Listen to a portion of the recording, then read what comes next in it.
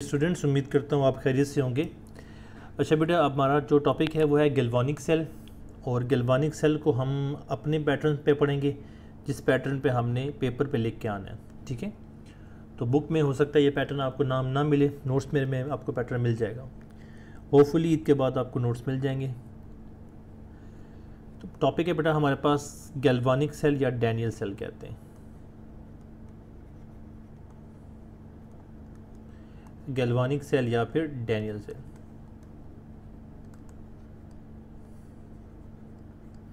अच्छा, पेपर पे लिखने का पैटर्न क्या होता है?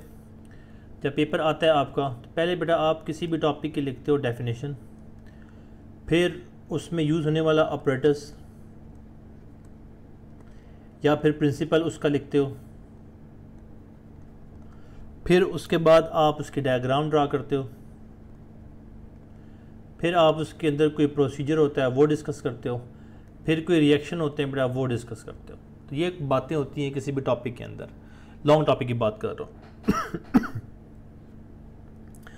तो गैल्वानिक सेल जो है वो क्या है, इसकी अगर हम सिंपल डेफिनेशन लिखें बेटा, तो an electrochemical cell, an electrochemical cell in which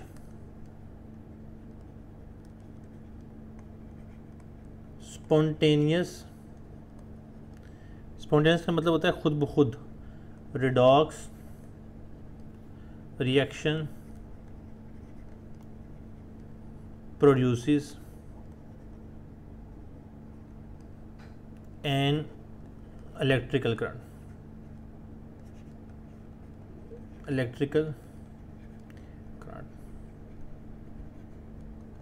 तो ऐसा सेल कहलाता है गैल्वानिक सेल।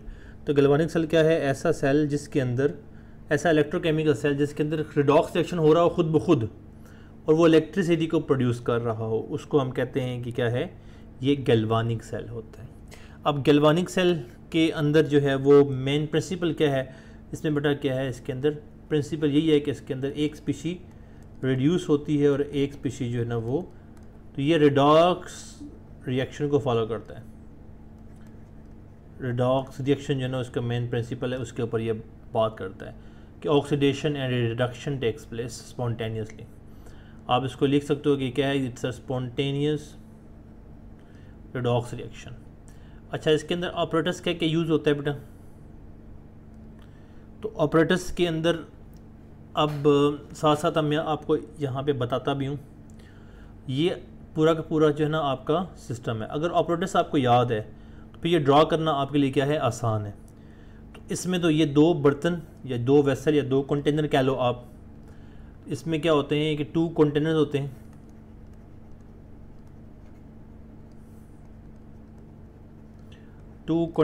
बेटा, containing electrolyte solution।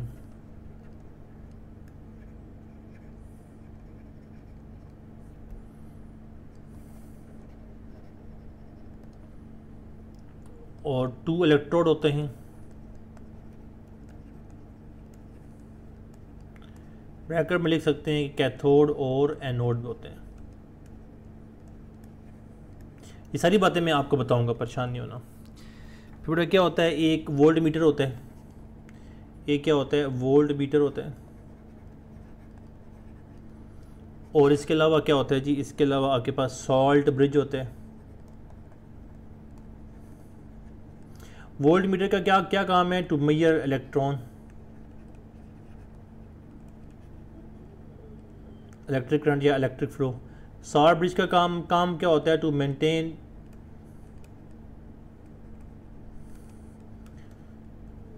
Charge balance कह लें, या फिर आप इसको कह सकते हैं कि चार्ज या फिर आयन का फ्लो, ताकि एक तरफ आयन ज़्यादा ना हो जाए। ठीक है, तो ये बेसिक जो है ना वो कंपोनेंट्स। नंबर 1 कंपोनेंट क्या कहा बेटा हमने, ये एक कंटेनर होता है, एक दूसरा कंटेनर होता है, दोनों में इलेक्ट्रोलाइट होते हैं, एक वोल्ट मीटर होता है, 2 इलेक्ट्रोड होते हैं, एनोड कैथोड, और ये सॉल्ट ब्रिज होता है। सॉल्ट ब्रिज के आगे कॉटन प्लग लगा होता है, वो अलग बात है। तो ये ऑपरेटर्स देख के फिर आप जो ना इसके बाद लिखेंगे डायग्राम, इसके बाद क्या आ गया बेटा, डायग्राम आप ड्रा करेंगे, ठीक है। तो डायग्राम में आपने इस तरह की डायग्राम ड्रा करनी है, 2 कंटेनर शो करने, और उन 2 कंटेनर्स के अंदर जो है ना वो इस तरह, तो यहाँ पे एक वोल्ट मीटर आपने शो कर देना है जो कि यहाँ पे इलेक्ट्रोड के साथ जुड़ा हुआ है, इधर भी इलेक्ट्रोड है उसके साथ जुड़ा हुआ है, और यहाँ पे सॉल्ट ब्रिज जो है इनको आपस में कनेक्ट कर रहा है। उसकी यहाँ पे आखिर में क्या है, कॉटन प्लग्स हैं, और ये जो है ये क्या है, सॉल्ट ब्रिज है जिसमें क्लोरीन नेगेटिव, के पॉजिटिव वगैरह वगैरह वगैरह शामिल है। यहाँ से इलेक्ट्रॉन जा रहे हैं जी उस तरफ। तो अब हमने डेफिनेशन देख ली, ऑपरेटर्स देख लिया, डायग्राम देख ली। अब हमारे पास यहाँ पे 2 चीज़ें रह गई हैं। क्या कहा था मैंने, डेफिनेशन होगी, ऑपरेटर्स हो गया, प्रिंसिपल हो गया, डायग्राम होगी, प्रोसीजर और रिएक्शन। इनको अभी हम देख लेते हैं। तो प्रोसीजर क्या है बेटा इसका, रिडॉक्स रिएक्शन है, एक में ऑक्सीडेशन हो रही है और दूसरे में रिडक्शन हो रही है। जहाँ ऑक्सीडेशन हो रही है वो वहाँ से इलेक्ट्रॉन जा रहे हैं, जहाँ रिडक्शन हो रही है वहाँ पे इलेक्ट्रॉन आ रहे हैं, दरमियान में आइंस फ्लो कर रहे हैं, जिसकी वजह से जो है ना वो बैलेंस बरकरार हुआ है। वरना एक तरफ सारे पॉजिटिव चार्ज हो जाए और एक तरफ सारे नेगेटिव चार्ज हो जाए। लेकिन यहाँ पे जो है वो Zn पॉजिटिव जो है वो क्या हो रहा है, ऑक्सीडाइज हो रहा है, वहाँ पे कॉपर जो है वो क्या रिड्यूस हो रहा है। तो पॉजिटिव चेंज चार्ज जहाँ ख़त्म हो रहा है वहाँ पर रिप्रोड्यूस हो रहा है, एक तरफ पॉजिटिव ज़्यादा एक तरफ कम हो जाएंगे। उसको बैलेंस करने के लिए सॉल्ट ब्रिज आता है। तो प्रोसीजर क्या है जी, इसका प्रोसीजर सिंपल है कि इसमें हम वर्डिंग में लिखवाऊंगा थोड़ा बहुत, आपको फिर वो चीज़ें क्लियर हो जाएंगी। हम कहेंगे the zinc electrode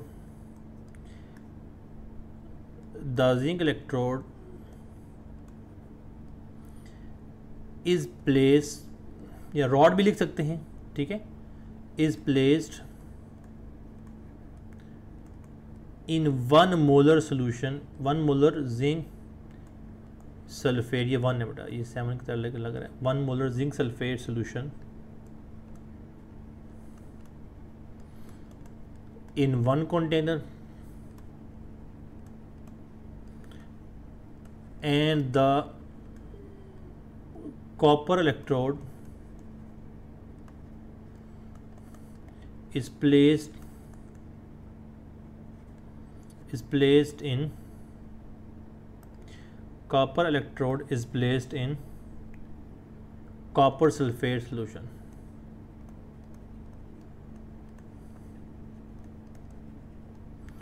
In an other container, जो हमने किया है वो हम वर्डिंग में लिख रहे हैं कि एक में जिंक इलेक्ट्रोड है, देखो ना, एक में जिंक का इलेक्ट्रोड है, डिप हुआ है किसके अंदर जी, जिंक सल्फेट के सोल्यूशन के अंदर, और एक में कॉपर कैथोड है, डिप हुआ है कॉपर सल्फेट के सोल्यूशन के अंदर। अब हमने यहीं तक लिखा है, आगे हमने नहीं लिखा कुछ, ठीक है। तो अब हमने क्या कहा है कि the rod are connected through wire, the rods are connected through wire, the rods are, या रॉड नहीं सॉरी, इलेक्ट्रोड ज़रा अच्छा लफ्ज़ है, the electrodes are connected to voltmeter through wires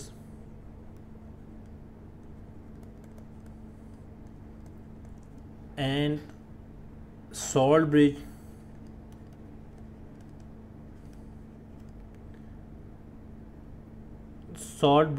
is used to maintain the flow of ions in both solution। आगे आपको लिखना पड़ेगा कि सॉल्ट ब्रिज क्या होता है बेटा, salt bridge contains an electrolyte like, क्या हो सकता है बेटा, KCl, KNO3, Na2SO3 होता है। तो मतलब अभी तक हमने क्या कहा कि जिंक इलेक्ट्रोड को जिंक इलेक्ट्रॉन को डिप करो जिंक सल्फेट के अंदर और कॉपर इलेक्ट्रॉन को डिप करो कॉपर सल्फेट के अंदर। दोनों का 1 मोलर सोल्यूशन इस्तेमाल करना है। कितना बेटा? 1 मोलर सोल्यूशन इस्तेमाल करना है। और 2 इलेक्ट्रोड हैं उसको वायर के साथ कनेक्ट करो वोल्ट मीटर के साथ, और शॉर्ट ब्रिज उनको कनेक्ट करेगा ताकि वो क्या हो, आयंस को बैलेंस हो सके। अब ये हमने जो पूरा का पूरा सिस्टम है ना उसको बयान किया है, ये प्रोसीजर है, इसमें लिखना है हमने, ठीक है। उसके बाद जो है होगा क्या, उसके बाद the reduction and oxidation reactions, the reduction and oxidation reaction, oxidation reactions occurs simultaneously या spontaneously, ठीक है, खुद ब खुद होंगे। बस आगे प्रोसीजर लिखने की हमें ज़रूरत नहीं है। अब 2 तरह से हम इसको फर्दर हेडिंग देंगे जी। एक ऑक्सीडेशन हाफ, इसको आप बेशक प्रोसीजर के अंदर लिखना चाहें ठीक है, नहीं तो अलग से हेडिंग आप बना सकते हैं, बनानी हेडिंग है ऑक्सीडेशन हाफ सेल। इसको रिएक्शन के ज़ुमरे में भी आप ले सकते हैं, अलग से भी इसको डिस्कस कर सकते हैं। तो ऑक्सीडेशन हाफ क्या है कि half cell where oxidation occurs, half cell in which oxidation occur, oxidation occurs, वो क्या कहलाता है बेटा? वो कहलाता है ऑक्सीडेशन हाफ। अब देखो इसमें एक में ऑक्सीडेशन होगी और एक में क्या होगी, रिडक्शन होगी। एक तरफ ऑक्सीडेशन हो रही होगी, एक तरफ क्या हो रही होगी, रिडक्शन हो रही होगी, ठीक है जी।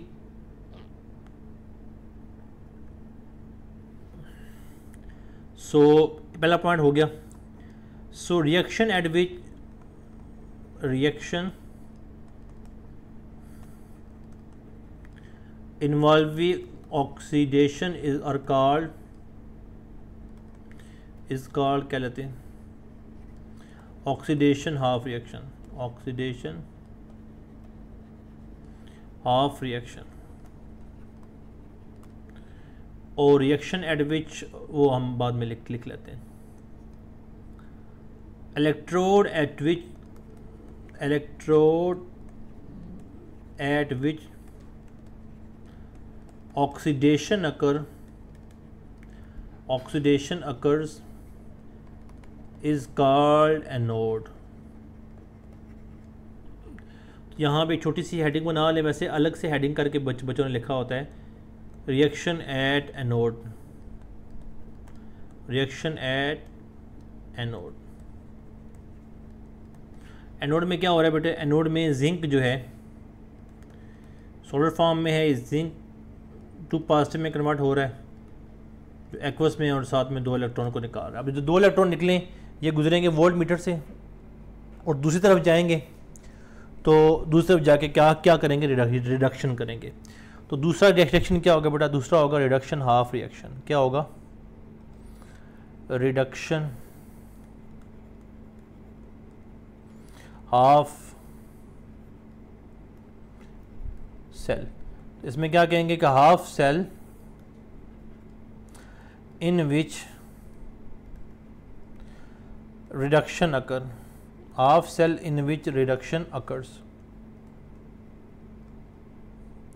दूसरा point reaction, reaction involving, reaction involving reduction are called, जिस तरह मैं लिखवा रहा हूँ ना बेटा इस तरह ही आपने एज इट इज़ पेपर पे लिख के आना है। रिडक्शन हाफ रिएक्शन और इलेक्ट्रोड एट विच। अच्छा यहाँ पे ना एक मज़े की ट्रिक बताता हूँ मैं आपको, आप ये याद रख लें, red ox and red cat an ox, ठीक है। ऑक्स कहते हैं बेल को ना, एन ऑक्स का मतलब एनोड पे क्या होगी, ऑक्सीडेशन। रेड कैट का मतलब कैथोड पे क्या होगी, रिडक्शन होगी। कैथोड पे क्या होगी, रिडक्शन होगी। तो electrode at which reduction occur is called cathode. ठीक है, तो अब आगे एक और हेडिंग देंगे बेटा, reaction at cathode, reaction at cathode. तो कैथोड पे रिएक्शन कौन से होते हैं बेटा, कॉपर आयन था ना, एक्वस लिखेंगे साथ आगे पता लगे आयन है, इसने 2 इलेक्ट्रॉन लिए कहाँ से, जो यहाँ पे आए थे, और ओवरऑल क्या क्या किया बेटा, कॉपर सॉलिड बना दिया। सो ओवरऑल रिएक्शन क्या होगा बेटा, ओवरऑल रिएक्शन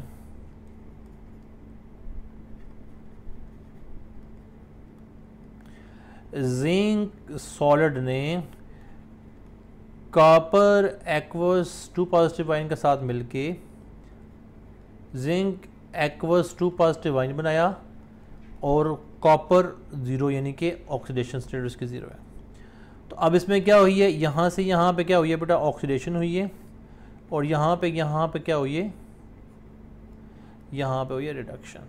ठीक है, तो अब इस पूरी की पूरी टॉपिक का जो है ना वो क्या हो गया, दी एंड हो गया। तो अब समझ लगी आपको आपने स्टार्ट कैसे करना है, गैल्वानिक सेल क्या होता है, बेसिक प्रिंसिपल क्या है। प्रिंसिपल आप डिटेल से लिख सकते हैं कि it involve the oxidation and reduction itself, simple लिख दें principle, it is a spontaneous redox reaction बस। और apparatus क्या है, 2 इलेक्ट्रोड हैं, 2 कंटेनर हैं जिसमें इलेक्ट्रोलाइट सोल्यूशन है, 2 इलेक्ट्रोड हैं, और एक कैथोड है, एक एनोड है, एक वोल्ट मीटर है जो कि इलेक्ट्रिक फ्लो को कवर करता है, दूसरा सॉल्ट ब्रिज है जो कि मेंटेन करता है चार्ज या आइंस को। और इसके अलावा आपने क्या लिखा है जी, इसके अलावा आपने डायग्राम ड्रा की है, इसके अलावा प्रोसीजर लिखा है, इसके अलावा ऑक्सीडेशन हाफ और रिडक्शन हाफ उनके रिएक्शन लिखें, फिर ओवरऑल रिएक्शन लिखा है।